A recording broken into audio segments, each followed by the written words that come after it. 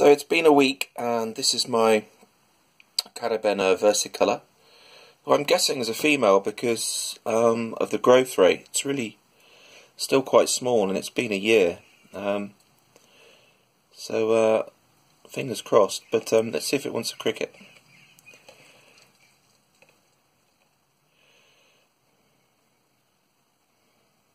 Sorry.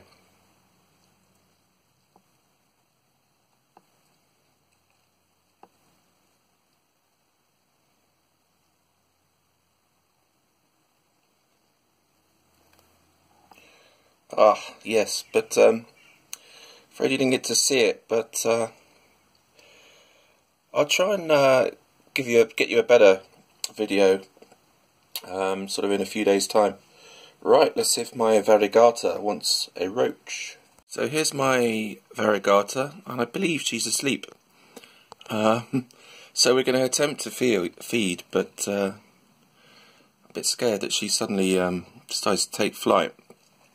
I've got a roach here, but I think it's going to be too big, so I'm going to use this smaller one.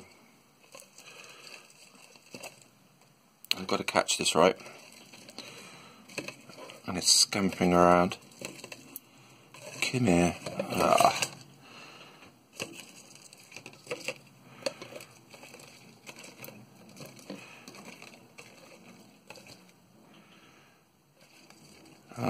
Got it. No, not quite.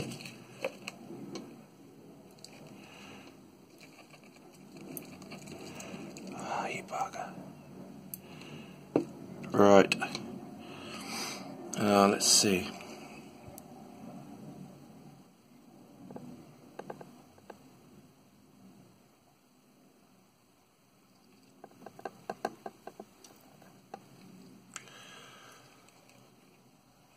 Definitely wanted the roach. So I'm gonna get her onto one roach a week, or perhaps a couple of crickets. Maybe if the cricket's big, I'll just give her the one. So yeah, it's quite a good shot there. They're quite feisty, avicularias.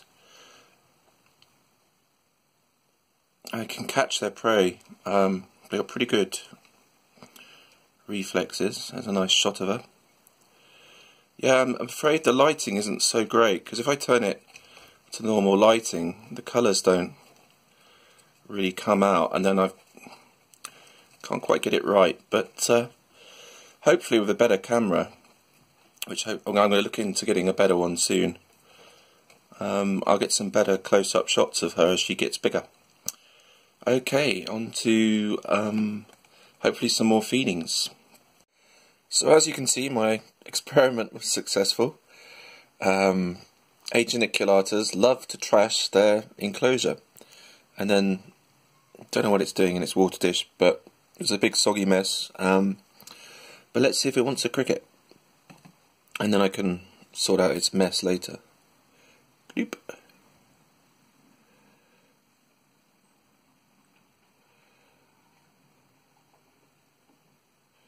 Yes, you want a cricket, don't you? Oi, there's one.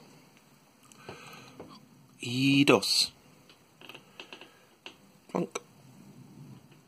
Oh. Don't want the second. I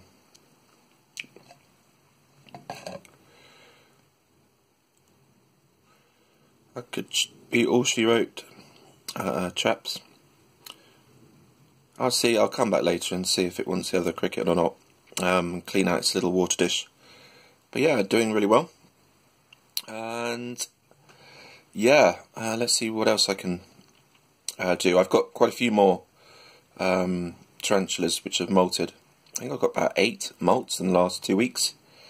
So yeah, on to the next. Just having a good little munch there. One of my favourites. This is my Atrichomatus. I should have a cricket.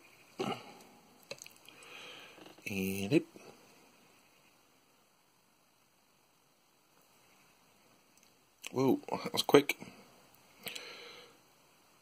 got a bit of sort of coloration going on there.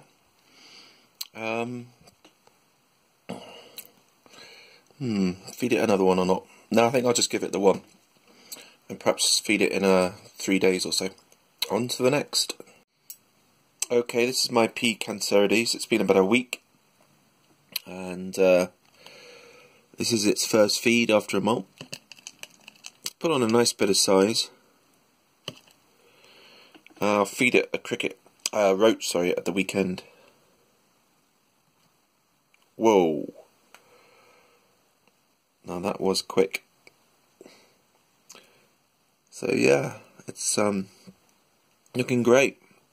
So really like this little tea. I might rehouse it as well. Put it in something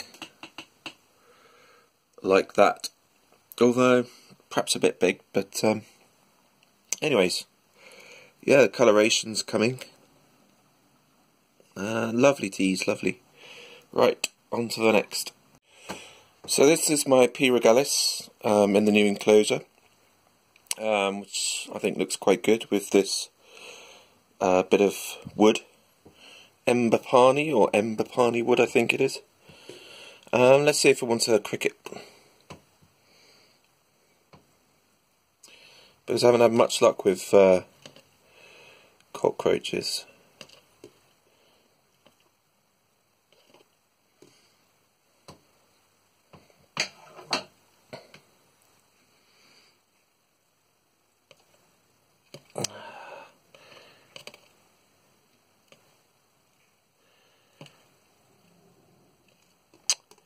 Damn you, cricket.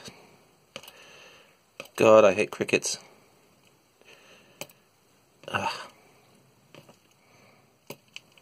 Okay. Sorry, pardon my French. Oh.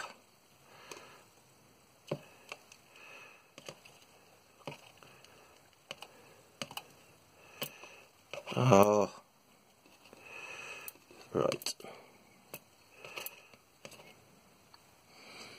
Okay. Sorry about that.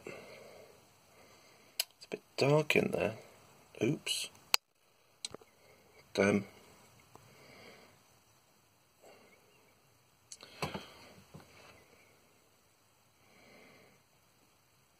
There's the cricket and the tarantula.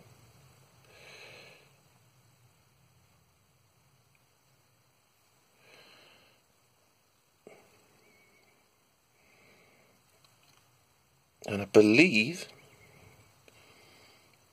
he or she got it, but doesn't like the light. So it's a nightmare to film this tarantula on. Ooh.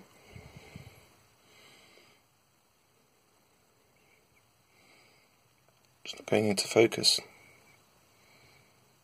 Or is it? I've actually taken my glasses off, so. But yeah, the colours are pretty amazing. But I won't disturb this one too much with the torch. Okay, thanks for watching.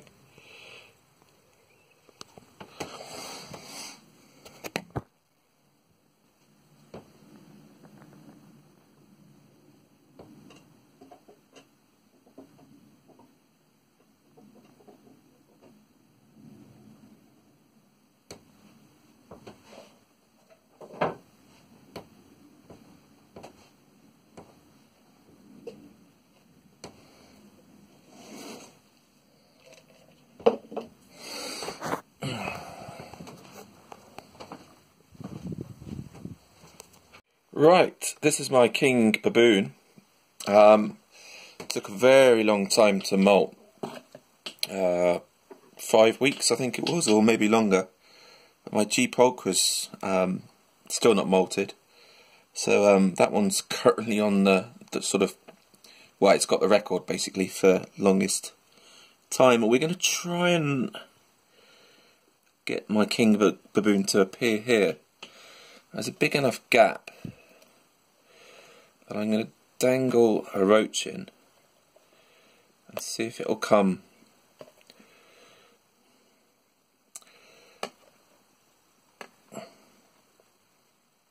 Right.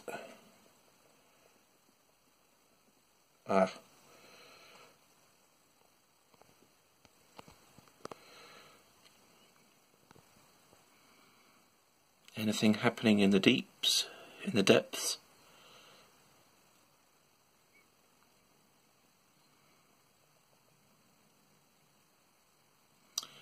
Did have a cricket. Ooh.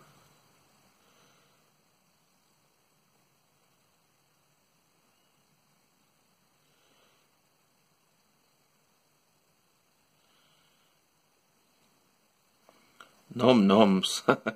And there, that's all you'll see of my king baboon, pretty much. I might film it again, because you can see a fair bit, and it's always slightly different because it's coming sort of through one of its tunnels. But I'm amazed how this actually sort of doesn't collapse, and it's constantly changing it. A little bit of husbandry update. I keep a big water dish, and I keep it in one of these little small cricket keepers. Here's the lid. They're really good size, and also you can see when keeping a king baboon, you want a good amount of substrate, perhaps 2 or 3 inches, I'd say, depending on the size, of course. But yeah, and I keep it sort of moist in one section, because I found that perhaps it just helps the baboon sort of make its tunnels, and it seems to like a bit of moisture, and I rarely see it on top. So what I do is, once I know where there's a little hole like here, I'll either drop in a bit of pre-killed, and then also I'll drop in a bit of water every so often, just to make sure that it is sort of drinking, and this one seems to be doing quite well. But they can sort of disappear for ages, and you think they're going to molt, and they don't. So just a warning that you sometimes actually have to sort of dig around a bit, make a hole yourself, even drop in a pre-killed. If it doesn't have it, okay, take it out, and then perhaps add a bit of water, and then do that once a week until it's molted. But yeah, it's very slow growing, but yeah, I'm glad you guys got to see my king baboon. Right, if that's the end of the video, thanks for watching. Ta-ra.